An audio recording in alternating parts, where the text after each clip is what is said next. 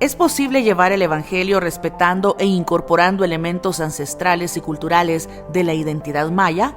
Este es un tema que conoce muy bien el sacerdote jesuita de origen mexicano, Victoriano Castillo González, quien en sus 49 años de ser parte de la Compañía de Jesús lleva ya 37 en Guatemala.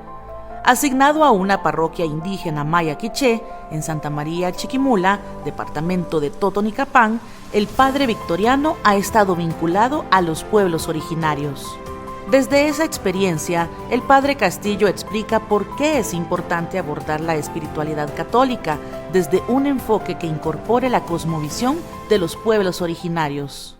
Bueno, yo creo que toda cultura y toda espiritualidad se hace la pregunta de quién es Dios y dónde está Dios y cómo me relaciono con Él. Y entonces yo fui descubriendo en Santa María Chiquimula especialmente que la espiritualidad de los pueblos originarios no tiene nada que choque contra la espiritualidad cristiana. Nosotros buscamos al Dios vivo y verdadero, cosa que yo encontré también en los pueblos originarios, entre los pueblos mayas, que es la búsqueda del Dios vivo y verdadero, y que desde ahí expresan ellos su modo de concebir a Dios, de entender a Dios, de relacionarse con Él. Y yo digo que en mi caso ha habido un proceso primero, llamaría yo, de inculturación del Evangelio, o sea, de hacer que los elementos de la cultura maya se vean impregnados por el Evangelio. Y yo iba como creyendo que yo iba predicando la verdad y que yo iba a enseñarles el verdadero rostro de Dios,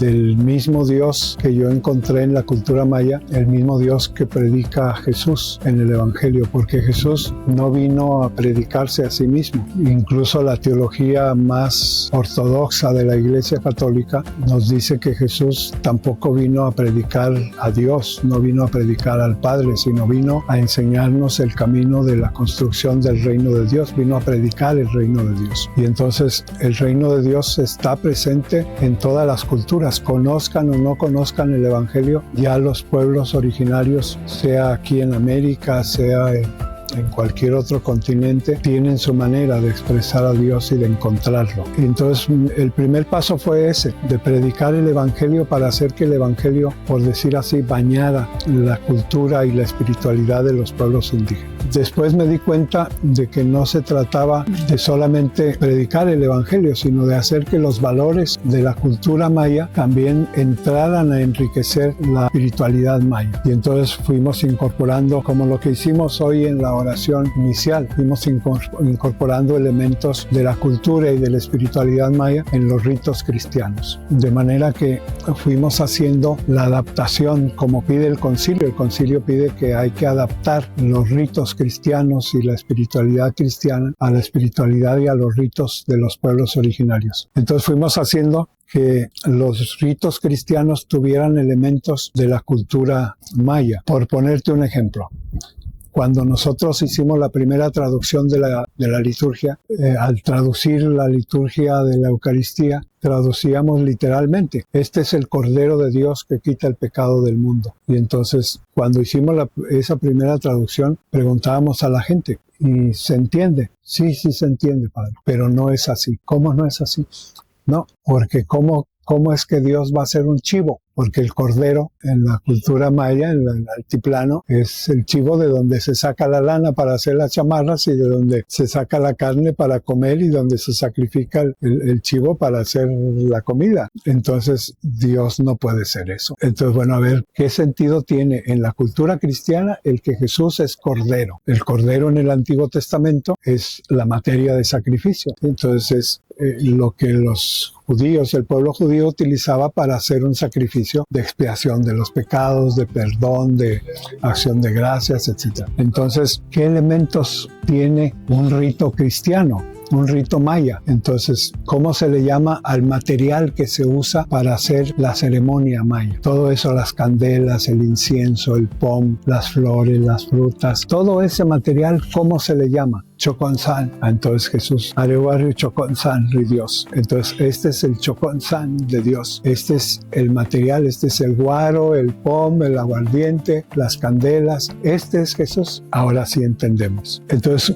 esa fue la segunda etapa, es decir, cómo incorporar elementos de la cultura, pero haciendo que tuviera sentido para ellos. Cuando hicimos la traducción igual del Padre Nuestro, Cajau Chicaj, Ajau es el nombre que en la cultura maya, en casi todas las lenguas mayas, se le da a Dios, Ajau. Entonces, cuando se traduce Padre Nuestro, entonces pusimos nosotros Cajau Chicaj, no Katat. Katat es nuestro Padre. Entonces, porque y al hacer esa traducción, el obispo nos dijo, está mal hecha la traducción, porque Jesús no dijo Señor. Entonces nosotros dijimos, no dijo Padre, dijo Abba, que significa papi, o papito, o papá. Entonces la traducción de la liturgia que nosotros tenemos al castellano está traducida al español de España, como los españoles llaman a su Padre, Padre Nuestro. Nosotros no llamamos Padre a nuestro Padre, llamamos papá. Entonces tenemos una traducción hecha desde la cultura del castellano español, no del castellano que se usa en América Latina. Entonces debería ser Papá Nuestro o Papito Nuestro que estás en el cielo. Entonces la palabra Ajau no significa padre, significa padre y madre, porque en quiché la palabra Ajau se usa indistintamente para el papá y la mamá. El Rajauja es el señor de la casa y Rajauja es la señora de la casa. O sea, la mamá es Rajauja y el papá es Rajauja. Entonces, al usar la palabra Ajau, no estamos diciendo padre, sino estamos diciendo padre y madre, que es como los pueblos originarios entienden a Dios. Dios es padre y madre. Entonces, esa fue como la segunda etapa. Es decir, incorporar elementos de la cultura, pero que tengan sentido desde la cultura maya. Y después nos fuimos dando cuenta de que los mismos pueblos indígenas tienen sus sacramentos, tienen sus ministerios. Que ministro no es solo el sacerdote, el diácono o el obispo, sino que ellos tienen sus propios ministerios, que ministerio para ellos también es el curandero, el médico, la enfermera de la comunidad, la comadrona, partera, funge un ministerio que es un ministerio espiritual. No es solamente sanitario o médico la comadrona que hace que el niño venga, sino se hace toda una preparación ritual de la mamá cuando está embarazada, se hacen oraciones, se hacen ritos, se hace un rito especial cuando el niño nace, se hace un rito especial cuando el niño cumple 9 meses, se hace un rito, son sus ritos de iniciación, como los ritos de iniciación cristiana para nosotros. Entonces dijimos, entonces ya no se trata solamente de incorporar elementos de la cultura en la ritualidad maya, sino también de incorporar los ministerios que tienen los pueblos mayas a la vida eclesial, a la vida de la iglesia. Por ejemplo, en Chiapas hay más de 300 diáconos casados que pueden bautizar, presenciar, ser testigos de un matrimonio, etcétera, llevar la comunión a los enfermos, dar la unción de un enfermo, etcétera. Pero nosotros fuimos cayendo en la cuenta de que eso iba en contra de lo que el mismo Papa Francisco nos decía. Hay que desclericalizar la iglesia. Entonces, si yo hago que la persona que yo quiero que sea ministro, tengo que ponerle las manos encima para decirle que ahora sí tiene el Espíritu Santo y que ahora puede ser ministro de la Iglesia Católica, entonces estoy en contra de lo que el Papa nos dice, porque el Papa nos dice hay que desclericalizar, y lo que estoy haciendo es clericalizando la Iglesia. O sea, estoy ordenando diáconos, poniéndoles estola y vistiéndolos como curas. ¿Y qué hace el diácono? Pues el trabajo sucio que no quiere hacer el párroco. Entonces estar bautizando a 300 patojos que están llorando y que están gritando y que no se deja echar el agua y que se brincan entonces, ¿qué hace el diácono? Eso. Es decir, es el trabajo. Cura llega a la comunidad, celebra la misa y se va para su casa tranquilo. O confiesa. Pero los demás lo puede hacer el diácono. Entonces está haciendo el trabajo sucio. O cuando el diácono acompaña al sacerdote o acompaña al obispo, pues es el que sirve el cáliz y lo pone ahí. Entonces es un acólito. Para eso no necesito ordenarlo de diácono, no necesita el Espíritu Santo, por decir así. Para hacer eso ya lo tiene el día de su bautismo. Si yo lo bauticé recibió el Espíritu Santo y más y lo confirmé. Bueno, entonces caímos en la cuenta de eso. Estamos clericalizando la iglesia. Entonces no se trata de buscar cómo atraer u ordenar ministros de la Iglesia Católica, sino reconocer que ellos ya tienen sus propios ministerios y que la Iglesia lo que tiene que hacer es reconocer esos ministerios. Y no solo los ministerios, sino la sacramentalidad de su ritual. Porque, por ejemplo, yo puedo tener el rito ese dentro de la misa y digo, tenemos el acto penitencial y se hace el ritual, como en algunas parroquias que se hace ese rito como el acto penitencial. Y ahora sí comenzamos la Eucaristía en el nombre del Padre, el Hijo y el Espíritu Santo. Entonces, eso que hicieron mis hermanos indígenas, entonces no es sacramento. Lo que estoy diciendo es que eso no vale, que ahora yo comienzo lo que sí vale. Entonces, ¿cómo hacer y reconocer la ministerialidad y la sacramentalidad que hay en el mundo indígena? Eso que hicimos hoy, eso es el sacramento para el pueblo indígena. Ese es un sacramento para el pueblo MAM. Esa es la Eucaristía para el pueblo MAM. Cuando explicábamos, como hizo la hermana que explicó los colores y cuál es el significado, y es camino de Dios y camino de la humanidad, etc.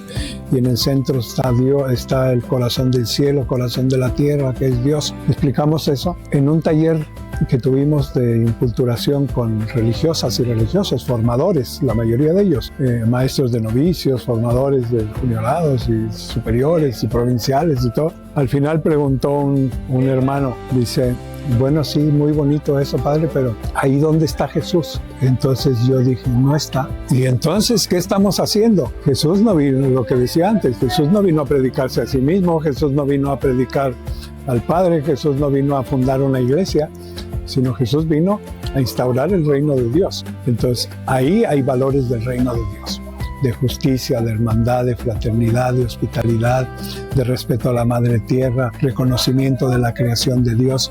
Ahí está Jesús. Entonces, si ahí está el reino de Dios, ahí está Jesús. No lo vas a encontrar con las barbitas canches y con los ojos azules, como lo has visto, y con el corazón aquí en la mano.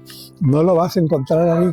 Lo vas a encontrar en que ahí están los valores que Él vino a predicar. Y entonces yo creo que ese es el reto para la iglesia, reconocer que ellos ya tienen sus propios sacramentos y que yo no tengo por qué venir a imponer. Y no es una cosa nueva. El Concilio Vaticano II de hace 62 años, es decir, el Concilio Vaticano II dice, por ejemplo, sobre el matrimonio. Si en una cultura existe un rito propio para celebrar el matrimonio, adóptese ese rito como el rito cristiano. Y no ponga usted otro, ese es el rito propio de ellos, adóptelo como el rito cristiano. Y los pueblos mayas tienen su propio rito para el matrimonio, que se llama tzonojo, se llama culanemo, se llama culnem, dependiendo de la lengua y de la cultura. Pero todos tienen eso, que en castellano le llamamos las pedidas, que son 9 pedidas y luego el matrimonio y luego la llevada de la novia a la casa de los suegros, etc. Entonces, ahí ellos tienen ya su sacramento y la iglesia no ha hecho nada por eso. Y yo digo que eso es un gran pecado de la iglesia, que no hemos dado esos pasos, porque ahí están. Otro caso, dice las nuevas normas de la misa del Concilio Vaticano II. Dice así, literalmente, yo me lo sé de memoria. Es desaconsejable el uso de las obleas para la celebración de la Eucaristía, porque Jesús no utilizó una oblea, sino usó pan. Entonces, use ese pan para la celebración de la Eucaristía. Y si es posible, un solo pan de donde se vea que todos comen del mismo pan. Y pone hasta la receta del pan. Para hacer un pan ácimo, use 250 gramos de harina, ponga no sé qué, y seguimos dando la comunión con hostias. O sea, son cosas que dice uno, ¿y eso en dónde está, en qué radica esa negligencia o esa falta de atención, de cumplimiento de lo que el concilio nos invita a hacer? El padre Victoriano cuestiona también a sectores conservadores de la Iglesia Católica, así como iglesias evangélicas que ridiculizan o estigmatizan las tradiciones ancestrales mayas, acuñándoles adjetivos negativos como rituales satánicos, herejes o paganos.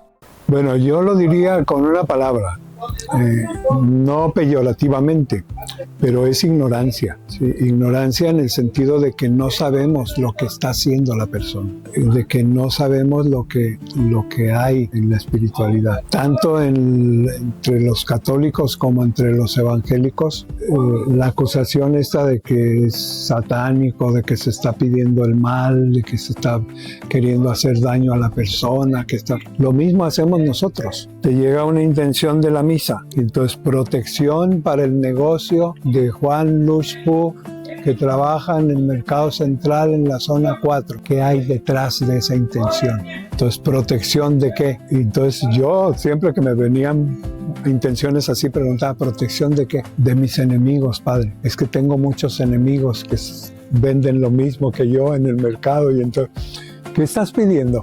Que le vaya mal al otro. O sea, la misma brujería que estoy diciendo yo que hace el otro, lo estoy haciendo yo con la Eucaristía. Y en el culto evangélico lo mismo, es decir, el otro es el malo, nuestros enemigos. No nos damos cuenta de que caemos en lo mismo que nosotros acusamos a la otra persona, porque no sabemos lo que hay debajo, lo que hay detrás. Y cuento una anécdota. En el año 92 hicimos una reconciliación en Santa María de Chiquimula, porque preguntamos, ¿vamos a celebrar los 500 años? La gente dijo no. Entonces, ¿qué vamos a hacer? Y llamamos a los principales del pueblo. Los principales son los ancianos, donde hay evangélicos, católicos, gente de costumbre, llaman ellos, de espiritualidad maya. Y entonces preguntamos, entonces, ¿qué vamos a hacer? Nosotros vamos a hacer una reconciliación, porque la iglesia, la política, la sociedad nos vino a dividir como pueblos indígenas, entonces vamos a hacer una reconciliación.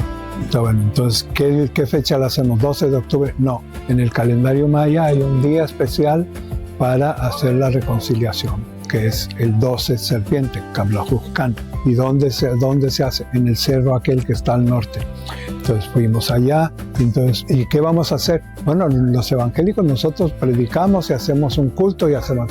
Y los de costumbre, los de espiritualidad, nosotros hacemos el rito maya y los católicos la misa, así como obvio, pues a ustedes la misa es lo de ustedes, ¿no? Entonces llegamos, toda la mañana se pasaron los evangélicos predicando, cantando, los pastores de todas las iglesias grandes hicieron su predicación, etc. Terminaron ellos como a la 1 de la tarde, almorzamos, y después del almuerzo, pues ahora los de la espiritualidad maya que hagan su rito, y empezaron los de la espiritualidad maya así de rodillas alrededor del altar. Allí no había altar como esto, sino era una base de una pirámide que hay en ese cerro. Y entonces estábamos de rodillas, yo estaba al lado de la que presidía la ceremonia, que era una sacerdotisa maya, una anciana, la abuela Cata, y entonces estaba yo al lado de ella, y entonces terminamos la ceremonia, eran como las 4 de la tarde, y yo ya que me rodea las rodillas, así, y entonces dicen, bueno, ya se acabó, Padre, y estaba todavía el fuego y las candelas, y como dicen, no se puede terminar hasta que se acabe el fuego. Entonces dice, bueno, Padre, ahora la misa. Entonces yo me quedé así, yo dije, ¿la misa? ¿Y qué voy a hacer yo? Si ya la liturgia de la palabra ya la hicieron los evangélicos. Los de la costumbre, los de espiritualidad maya ya hicieron la ceremonia. Entonces, pues yo consagro, doy la comunión, la bendición y nos vamos. Dije yo. Y ahí mismo donde estaba puse el corporal, puse el cáliz. Y entonces una botella de vino, llené el cáliz y me sobró más de la mitad de la botella, y entonces lo tiré en el fuego, como hacen ellos con el guaro, echan aguardiente en el fuego. Entonces yo emocionado, qué inculturado estoy, decía yo. Y entonces, bueno, terminó, hice la consagración, fueron los ministros a dar la comunión, y cuando trajeron el cáliz estaba más de la mitad de vino. Y entonces yo dije, ¿y qué voy a hacer si me tomo esto? Me voy a emborrachar, dije yo. Entonces dije yo, lo voy a botar en el fuego otra vez, lo voy a tirar en el fuego. Y entonces cuando estaba así para botarlo en el fuego, cuando me vino como en una cuestión de milésima de segundo, y si alguien se escandaliza, la sangre de Cristo, esto ya está consagrado, si alguien se escandaliza, le dice al obispo, el obispo le habla al provincial, me sacan de aquí. Yo, hasta no verte, Jesús mío, me tomé la sangre de Cristo, el vino. Yo sentía un calor aquí, pero más del cabrón que tenía yo. conmigo mismo, porque yo decía, soy un cobarde, soy un miedoso, ¿por qué no lo boté? ¿Por qué no lo tiré? Total que ya terminaron, di la bendición, nos levantamos y ahí vamos de camino y me dice la abuela, ¿y por qué vas tan serio? ¿Por qué vas callado? Le dije, porque voy molesto, voy enojado. Y entonces me dice, ¿y por qué vas enojado? Dije, ¿te fijaste que tiré el vino que sobró en la botella y después lo iba a tirar y no me animé y no lo boté y me dio cólera conmigo mismo porque no me animé a botarlo en el fuego? Seguimos caminando y entonces me dice, ¿por eso vas encabronado? Sí. ¿Y sigues encabronado? Sí, sigo encabronado. Y entonces me dice, le digo, ve abuela, ¿y vos qué hubieras hecho? ¿Lo hubieras botado, lo hubieras tirado o no lo hubieras tirado? Entonces yo usé la palabra tirar, botar en quiché, quinzaquec. Quinzaquec, dije yo quiero botar, quise tirar. Y entonces ella me respondió, yo lo hubiera ofrecido. Entonces más molesto me puse yo, más bravo me puse yo porque dije, claro, estamos en dos visiones distintas. Para mí era la porquería, suciedad, ceniza, basura, la tierra, el polvo, la ceniza, todo. Para mí era cosa indecente. Para ella es el rostro materno de Dios, es la madre tierra. Para ella es lugar sagrado. Para ella no es votar, sino es ofrecer. Entonces, más molesto me puse, pues. Seguimos caminando y me dice, ¿y seguís molesto? Digo, sí. Digo, ve, ¿y por qué lo hubieras ofrecido? Y entonces me dice, ay, padre, ¿y no dicen ustedes que la sangre de Cristo se derramó en la tierra para nuestra salvación? Entonces yo ahí dije, a ver, Vico, toda la teología que aprendiste en tu formación, todos esos libros de John Sobrino, de Yacuría, de todos, ciérralos y empieza a aprender aquí. Porque no sabes lo que hay detrás. O sea, para la gente, claro, es sociedad, es brujería, es paganismo, es hechicería, es magia, es, no sé, todo. Y yo siempre digo, la cabeza me dice una cosa, pero si yo tengo fe y yo tengo amor por eso, me dice otra cosa. Y entonces yo pongo siempre la comparación, aunque a mucha gente le molesta. Yo les digo, la misma brujería hacemos nosotros en la Eucaristía. Porque un pan, con unas palabras del Padre, decimos que ahora ya no es pan y ahora es cuerpo, es carne. Y una copa de vino ya no es vino, sino es sangre. Sí, pero mi fe me dice que es el cuerpo de Cristo, mi fe. Y la fe no está solo aquí. ¿Sí? Porque si yo la quiero ver aquí, eso que estoy comiendo es una hostia, es una oblea de harina, es una galletita, es un pan. Eso no es carne, ¿sí? Lo que tomo es vino y sabe a vino y me lo tomo y es vino. Y la razón me dice que es vino, pero la fe me dice otra cosa. Entonces, el darnos cuenta de que la fe en la espiritualidad de los pueblos indígenas no pasa solo por la razón. Está la razón, pero la razón la tengo que poner a un lado para entenderlo desde lo que para ellos su razón les dice y lo que desde ellos su fe y su amor les está diciendo, su amor a Dios en esas cosas. Entonces, yo veo eso, decir, si no estoy enamorado o no tengo un poco de caridad o de amor a la cultura de mi pueblo, a la cultura de estos pueblos, claro que la voy a ver como satanismo. Por último, el padre Castillo enfatiza dos aspectos importantes de la espiritualidad maya. Uno, el sentido de comunidad, y lo otro, la protección de la madre tierra. Aspectos que hacen falta en la práctica de muchos cristianos. Muchísimo. Yo creo que tiene muchísimo que aprender, y no solo aprender, sino también ayudar a rescatar y a que los jóvenes aprendan también de sus mayores, de sus abuelos, y quienes ya no tienen familia que conocen la espiritualidad, que lo rescate y lo conozca también. Entonces yo creo que es una tarea muy grande, un reto muy grande que tiene la Iglesia, de rescatar y de formar a la gente en estos valores. El Papa Juan Pablo II lo decía en ese mensaje que yo les cité hace un rato. Al rescatar ustedes esos valores, no solo se enriquecen a ustedes mismos o su cultura, sino enriquecen a toda la sociedad y a toda la Iglesia. Bueno, ahora se está celebrando en la Amazonía, en Brasil, en Belém, se está celebrando la reunión de la COP.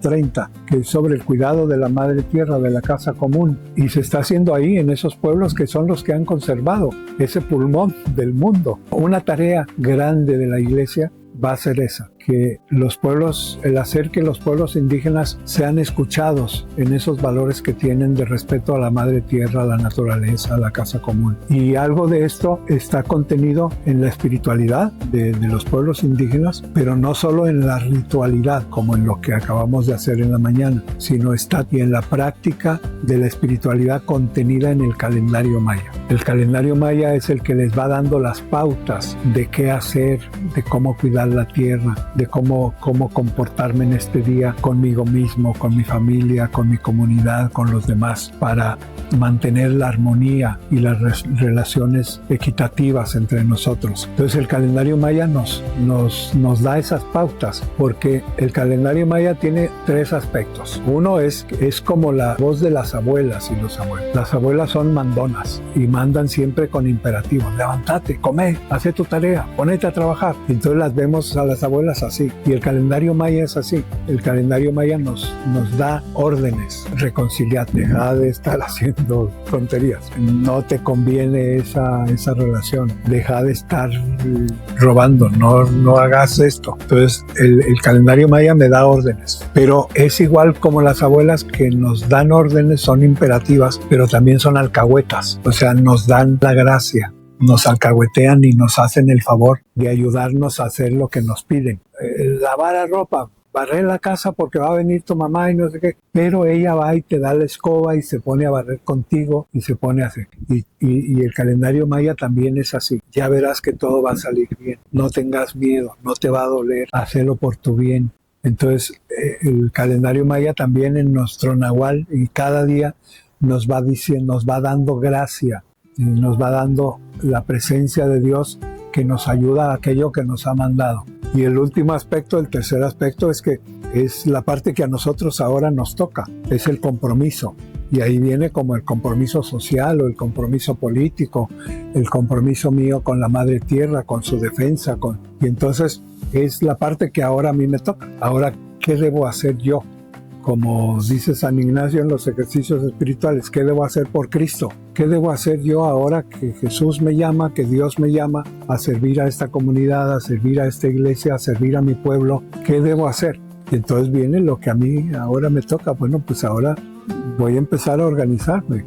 Ahora ya no me voy a bañar media hora debajo de la ducha, con 5 minutos, 3 minutos tengo, porque estoy gastando el agua que no tienen los vecinos. Ahora me toca a mí poner de mi parte. Entonces yo digo que en parte el rescate de la espiritualidad que contiene el calendario maya es un gran aporte que tienen los pueblos indígenas, porque el calendario maya es un calendario ritual, pero también es un calendario agrícola, que me va diciendo en qué momento puedo podar un árbol, en qué momento puedo cortar un árbol, no en cualquier. Entonces ahora con las motosierras, pues en una semana me talo un bosque, pero en el calendario maya me dice en qué momentos es propicio para hacer eso, en qué momentos es propicio para trasladar un árbol, para que deslumbrar, para cosechar, para cultivar, etc. Suscríbete, dale like y comparte.